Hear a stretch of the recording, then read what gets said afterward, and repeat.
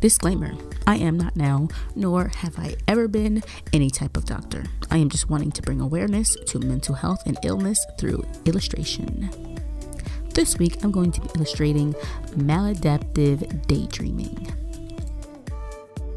Maladaptive daydreaming, while not yet recognized as a psychiatric condition, causes intense daydreaming that distracts a person from their day-to-day life.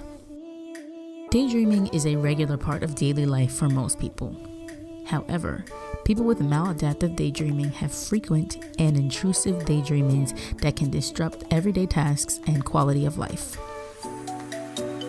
Maladaptive daydreamers oftentimes have difficulty in controlling the need or desire to engage in fantasizing. These daydreamers are often concerned that the quantity of time spent fantasizing interferes with actual relationships and activities. They most likely feel intense shame and will try to keep their daydreaming hidden from others.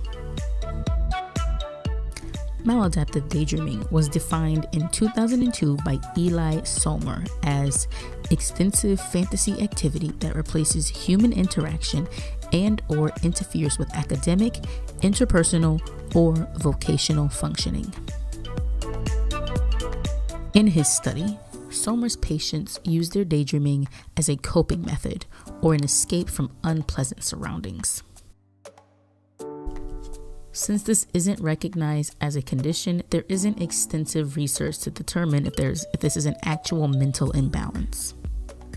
But theorists have also attributed maladaptive daydreaming to dissociative personality disorder, because with such dissociation, the person is often similarly detached from his or her immediate surroundings in both the physical and emotional form.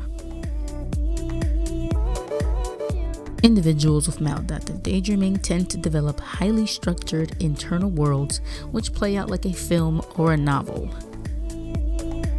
The daydreamer often appears as an idealized self-character. Unlike fantasy-prone personality, maladaptive daydreamers are aware of the difference between fantasy and reality and are not delusional, nor do they experience hallucinations. These daydreamings can be triggered by a number of things that include books, movies, TV shows, commercials, conversations, video games, or even a poster. Maladaptive daydreamers, while not always attached to daydreaming itself, oftentimes become attached to these characters and worlds that they create. Some people who experience maladaptive daydreaming may also experience ADHD, depression, anxiety, or OCD. Although there are not any conclusive symptoms of maladaptive daydreaming since it's not an official diagnosis yet, there are a lot of common experiences that include daydreaming excessively in a way that is often compared to an addiction, excessive daydreaming that often begins in childhood, highly vivid and immersive daydreams, sleep disruption and insomnia, daydreaming triggered, maintained, or enhanced by music, daydreaming triggered, maintained, or enhanced by repetitive movement like pacing or rocking, an inability to carry out daily tasks, whispering, laughing, crying, and mouthing words while daydreaming,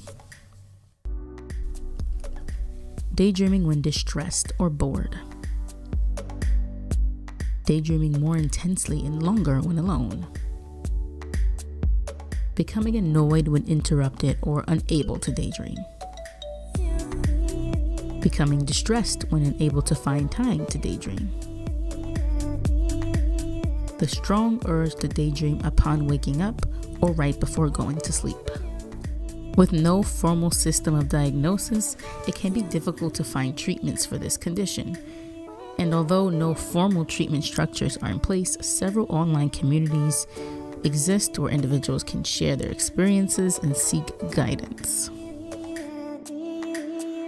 I had a lot of fun doing this week's topic of maladaptive daydreaming, and I'll see you guys Friday. Bye.